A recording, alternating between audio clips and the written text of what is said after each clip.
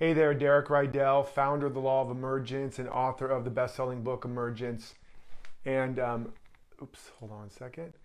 Hey guys, just want to talk today about why there is no security in the world and what we can do about it.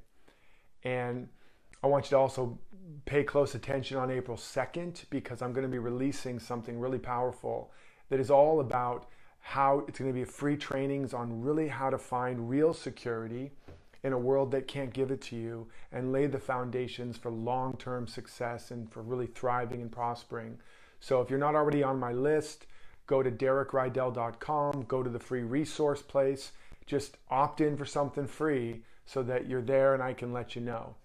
It's going to be very powerful, and it was really training and insights and principles that were born during a great crisis. So go check that out. Also, pay attention to this page on Friday at noon. I'm going to be doing another Facebook Live where I'm going to be answering your questions and doing healings and activations. It's going to be very powerful. So again, Derek Rydall, and I want to talk today about why there's no security in the world and what we can do about it. And let me just talk about why that's true. And you might be saying, that's a terrible thing to say right now. Why would you tell us that? Why would you say that? Because it's the truth. It's the truth. And my job isn't always to comfort the afflicted, although that's a very important thing right now, but sometimes it's to afflict the comfortable, to really bust some of these cherished beliefs that we have that are not, they seem to keep us safe, but they're really keeping us stuck. And they're actually setting us up and making us more vulnerable to real challenge and real dangers. And it is during times of great challenge and great crisis that the greatest masters have shown up on the scene.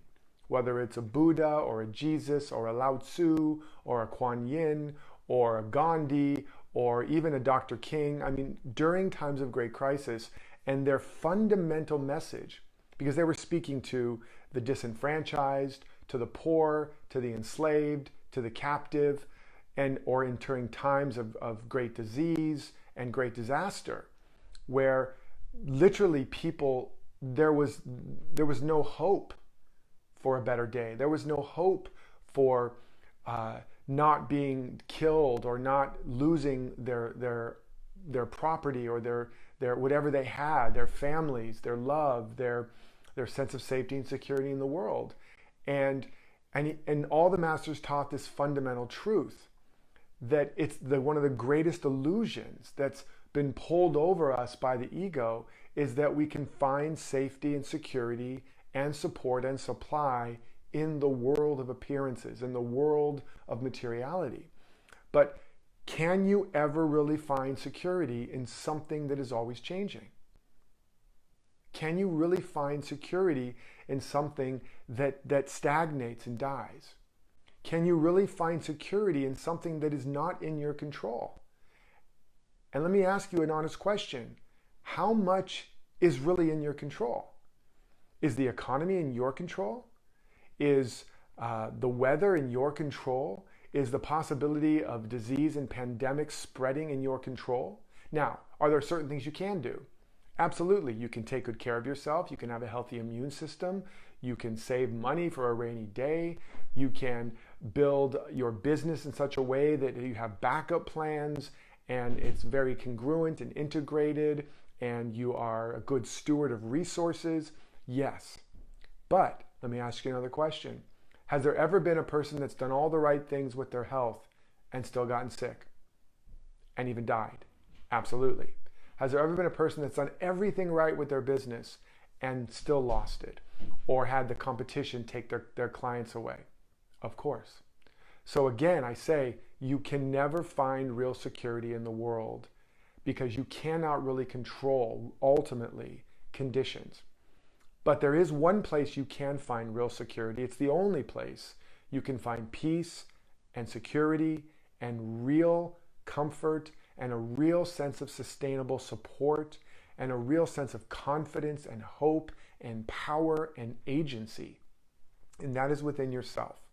And that is why one of the masters, Jesus, when all of the individuals were like, Master, what about our food and our clothes? And what are we going to do tomorrow? And he was like, Stop worrying about tomorrow. Take no thought for tomorrow. He said, stop striving and struggling and toiling. He said, seek first the kingdom of heaven within you. Now, he called it the kingdom of heaven. Buddha called it nirvana. Lao Tzu called it the Tao. It doesn't matter what you call it. What matters is that you call it forth and that you go within. And that you begin to decide that you are not in control, but that there is a governing principle that really will manage your life and that really will live through you and guide you and direct you and increase your capacities and make you a very capable individual to manage and deal with everyday affairs and things you can never imagine. But it's not your human ego, and sorry for all of you brilliant intellectual people, it's not even your human mind. Okay? Now, again, I'm not saying the mind isn't valuable, but the mind mostly is made up of what's already happened and all the programs.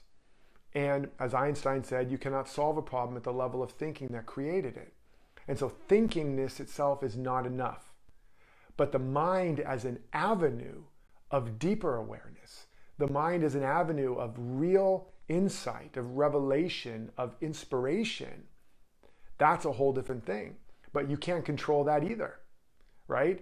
If you make this inner connection a priority, if you decide that I'm going to ask questions like, what within me, what can I depend on? What can I depend on to make me feel safe and secure?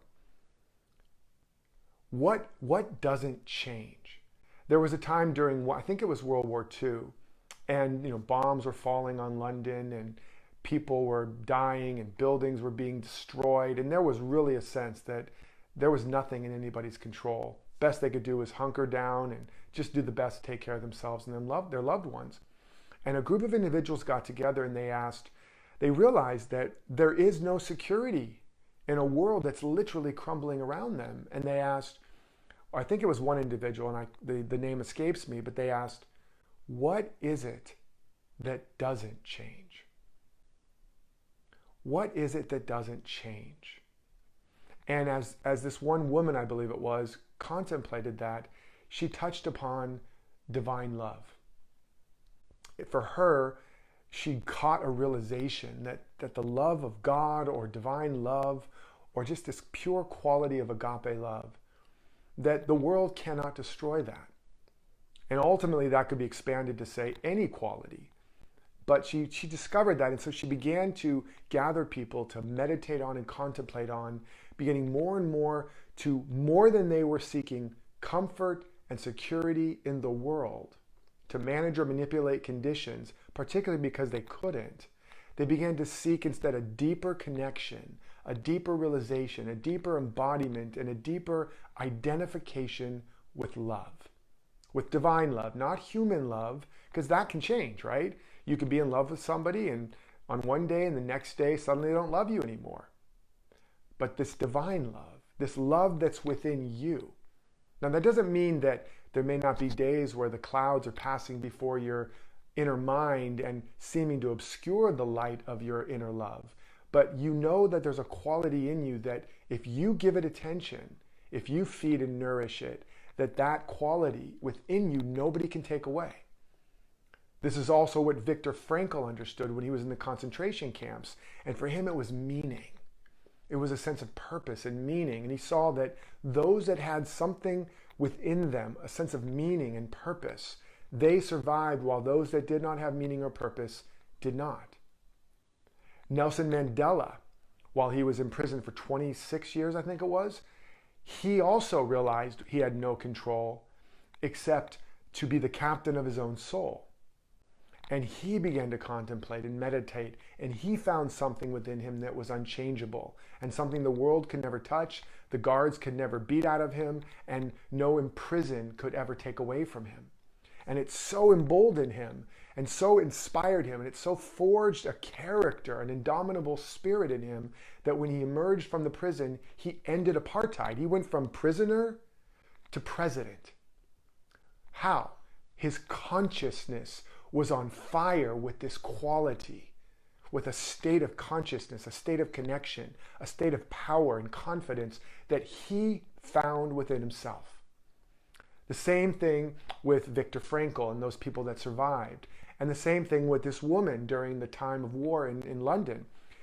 As they embodied this love, they were so filled with the love of God, with this divine love. They were so emboldened. They felt so empowered. They felt so unshakable and unstoppable and unbreakable and unsinkable. They began to move around as a small group of lovers of God and heal and help and feed. And they lived through that. They thrived through that. And it eventually went on to become, I believe, a sect in the either Catholic or Christian faith.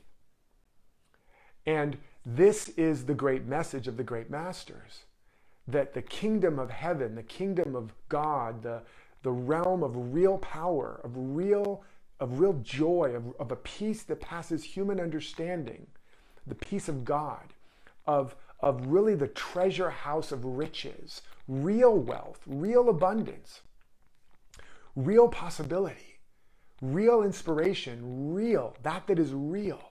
That the world can't destroy, that a virus cannot make sick, that no economical disaster can diminish in value, that no parent or partner or anybody can ever touch or give or take away. That is real is in you. Not some of it, but all of it. That blessed assurance, that grace, that faith that can move mountains, that is within you. And that's what a time when things are falling apart and we've hitched our wagon to a lot of external people, places, and conditions, as that shakes, rattles, and rolls, we lose our center, we lose our ground, we lose our faith, we lose our hope, and we lose our capacity to think clearly, for our mind to be an avenue of inspired awareness and guidance. We lose our energy to take bold and compelling right action because we've put our power outside of us. Years ago, during a crisis of my own, during a recession, I was broke, I was jobless, I was depressed, I was literally suicidal. And I've been doing all this work and everything was falling apart. I was about to be evicted. And one night I sat down in my fake leather chair and laid the gauntlet down and said, God, either this, whatever God there may be, if there even is, either this stuff is a bunch of BS or I'm just not getting it. But I'm not getting up until I know the answer. They'll have to pry my cold, lifeless, penniless hands from this faux leather chair. But I'm not moving until I know what's true here. And the daylight turned to dusk and the crickets came out for their nightly chorus. And I wrestled with my demons and was pinned to the mat over and over again. And at a certain point in the middle of the night or early morning, this voice spoke within me. And it said, basically, thou shalt have no other God before me. And I literally opened my eyes and looked around and half expected to see Moses standing there looking a lot like Charlton Heston with a tablet in his hand. But it was happening within me. It was thundering within me. It was saying, you made your savings account and all these other things your source. And whenever you make anything outside of you your source of safety, security, support, or supply, life is set up to fail you. Why? I was like, why? It's terrible. Why would you do that to me? And it said, because it's not out there. And if you put it out there, if you make your job, your bank account, your partner, your parents, or whoever your source, now what begins to happen? You start to manipulate yourself and others to get what you think they have, the love, the respect, the money, the opportunity. You start to twist yourself into a pretzel to be, what do I need to be? What do I not need to be? What should I say? What shouldn't I say? How should I show up? How should I not show up? What can I do? What can't I do? Until you bear no resemblance to who you really are. And you are so twisted up like a hose that the circulation of life and power and wisdom and love and who you really are, your voice, your vision, your mission, your potential, it can't get out anymore. And it cannot circulate. Then there begins to stagnate.